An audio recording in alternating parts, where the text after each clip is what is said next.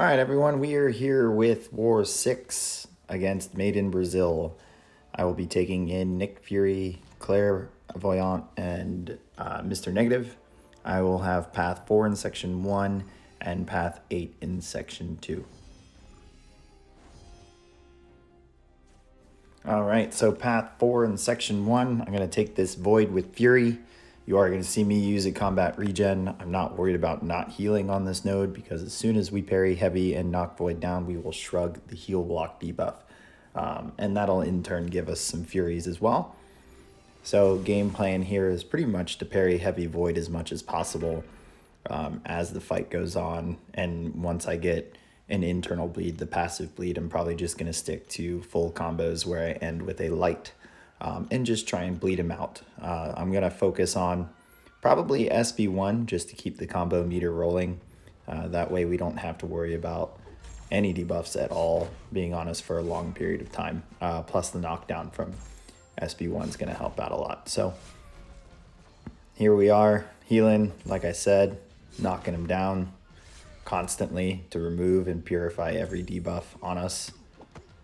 Now that he's got the internal bleed, there is the ending with a light, and here is throwing SB1. So 30 seconds in, we've got him past 50% health, so fight's going smooth. Gonna look for an SB1 here again. Gonna shrug these debuffs. Boom, gain the Fury, and down he goes. So easy fight for Nick Fury. It's a lot easier on that first node than the second node, just because you have to rely on a parry heavy early. If that doesn't work out, then there's a good chance those debuffs stay on for a while before you can finally purify them. Moving on to this Nylos on Insult to Injury, taking it with Claire. The game plan here is to step back and intercept him on his medium to nullify the rod. Once we get the rod off, we'll be smooth sailing as to block baiting heavies and landing our combos and cycling SB2. So step back, light intercept, convert to plagued, block beta heavy, convert to hellfire, and then just cycle SB2s. So there it is, we got rid of the rod. Now we're block baiting a heavy, he's being a little stubborn about it. Now we're gonna switch to hellfire and drop this big SB2, allowing the buff immunity to do its job, not relying on parry. But since the rod is down, we can go ahead and block bait heavies. We're just being mindful of whether it's up or down. And baiting out SB1 consistently here. So one more SB2 should do it. We've got 20 seconds left in the first minute. We have quite a bit of debuffs on us, so our parry's not going to work very well at all. So that's why I am relying on the block baiting a heavy. And this should do it. So smooth Annihilus fight. It can definitely go south, but we played it well. Moving on, I was assigned Power Snack Mini against this Manthing. So you guys have seen me take this before with Mr. Negative. We're going to power start 1. We're going to build to 9 light energy, and while he's got SB1, we're going to evade counter a blocked hit, just so that he doesn't throw SB1 while we're trying to evade counter. And then we will build a couple more light charges and then drop an SB2 with 10 plus dark energy. So here are the 3 parry heavies at the start. Doing well with parry timing this war, converting after this first blocked hit. There it is, not retaliating because he did end up being heavy unstoppable, so we can't hit him. Convert these for the easy score of 14 dark energy, and then drop this. Okay, now we're going to abuse him and make him regret being on this node. Now that they fixed Mr. Negative's heavy against the wall, you can heavy chain. So here we are, we were taking advantage of some of that backup recovery, not much of it. Decided to just convert there for an easy opening instead of trying to block. Now he's in the corner, and we're just going to heavy abuse him to SB1. And he's not dead quite yet, so evade counter. Game over. Okay, next up I have Miles Morales on Encroaching Stun. I'm going to take this with Fury. At first I thought maybe I should use a Power Start 1, and then I thought, nah, there's no point with Power Reserve. And I did not want to use an invulnerability boost just because he does not have that difficult of animations when it comes to special attacks. So, plus we've got real Nick as a backup. So if we lose the life model decoy, then at least we'll be stun immune, and then we don't have to worry about a dang thing. Game plan here. I think I saw the damage with ending with a light, so I didn't bother with the internal bleed. So you're just going to see me combo ending with light attacks, trying to race the SB1, and then paying attention to the encroaching stun timer when it's time to throw SP1. And then thanks to Power Reserve, after this first SP1, and see he's already at 50% health, so I didn't even bother with the internal bleed. And then after throwing this first SB1, we are right back at our second. So even though this doesn't prevent miss, this next one will. So there's our safety net. We don't have to worry about him being camo anymore.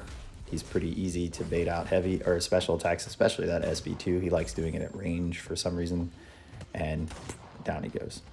So easy encroaching stun fight for Nick Fury. Path 8, 2 high ground champs. We've got Surfer and we have Storm X. Both I am taking with Claire. Both I will be in Hellfire for. So Surfer was the least of my worries on this path. Really, it's just getting Hellfire. Don't end with a medium. And because his special attacks are pretty decently easy to avoid, and he doesn't have anything preventing my buff immunity debuff. I mean, the name of the game was just cycle SB2s in Hellfire, making sure never to end with a medium. So there I was playing around with Plague, see how much it benefited me and what type of damage would be done. Didn't care for it too much. Decided to switch. So here we are in Hellfire. You notice I am coming in close so that I don't end up too far with the SB1 dodge. So after dodging all the beams, come in right before the board goes down and then dodge the board while we're close so that we never have to worry about him recovering or being too far to retaliate. And our SB1 dodges are on point here, so we're not worried about any block damage from that. Doing a pretty good job with the SB2, keeping high ground at a minimum. It's either at 1 or it's at none, so smooth fight so far, and this last SB2 should do it.